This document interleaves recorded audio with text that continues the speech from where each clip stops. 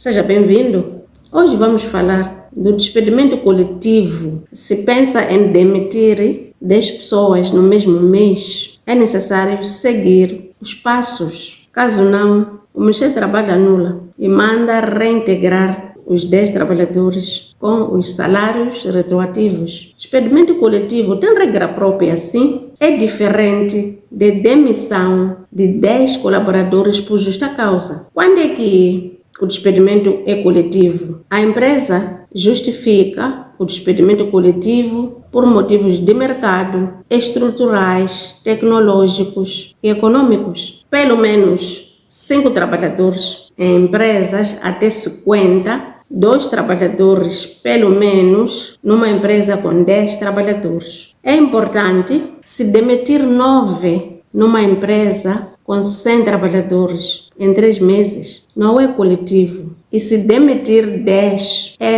e muda tudo. O primeiro passo: comunica por escrito ao comitê sindical ou aos trabalhadores com 30 dias de antecedência.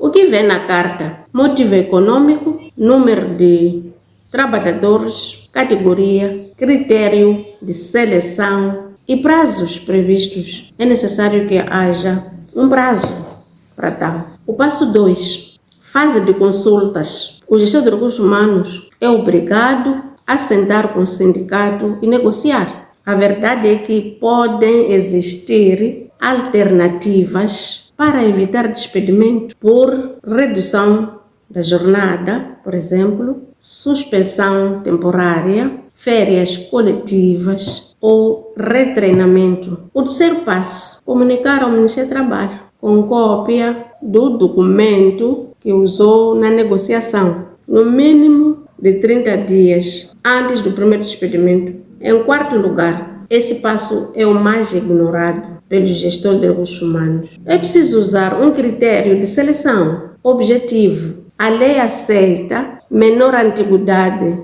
menor qualificação, maior salário, proíbe idade, gravidez, dirigente sindical. Portanto, são esses critérios mencionados aqui. Se ignorar um desses passos, o despedimento fica nulo. Isto é automático e terá que reintegrar todos os trabalhadores. O que muda também é a forma de cálculo de indenização. Não é 45 dias por ano como se fosse um despedimento individual. A regra do despedimento coletivo por motivo econômico já calcula-se de forma diferente e a indenização não é igual para todos. É calculado com base no salário do trabalhador e o salário mínimo. E o gestor de recursos humanos tem a obrigação de pagar tudo na rescisão do contrato. Significa no último dia de trabalho. Um dos erros cometidos, em primeiro lugar, nós temos as empresas às vezes chamam reestruturação e demitem sem comunicar ao sindicato.